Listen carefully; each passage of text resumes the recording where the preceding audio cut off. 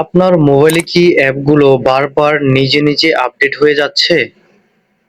এতে ইন্টারনেট খরচও বেশি হয় আর অনেক সময় মোবাইল স্লো হয়েও যায়। আজকে দেখাবো কিভাবে খুব সহজে আপনার ফোনে অ্যাপ অটো আপডেট বন্ধ করবেন। তো প্রথমে আপনারা চলে যাবেন আপনাদের মোবাইলের প্লে স্টোরে। তো প্লে স্টোরে চলে আসার পর এখান থেকে আপনারা উপরে ডান পাশে আপনাদের প্রোফাইল আইকনটিতে ক্লিক করবেন। তো প্রোফাইল আইকনটিতে ক্লিক করার পর আপনারা একটু নিচে দেখতে পারবেন সেটিংস এ লেখা আছে, সেই সেটিংসটির উপরে ক্লিক করবেন। সেটিংস এর উপরে ক্লিক করার পর আপনারা এখানে দেখতে পারবেন নেটওয়ার্ক প্রেফারেন্সেস যে লেখাটি আছে, এখানে আপনারা ক্লিক করবেন। তো এখানে ক্লিক করার পর আপনারা অটো আপডেট অ্যাপস যে লেখাটি আছে এখানে ক্লিক করবেন।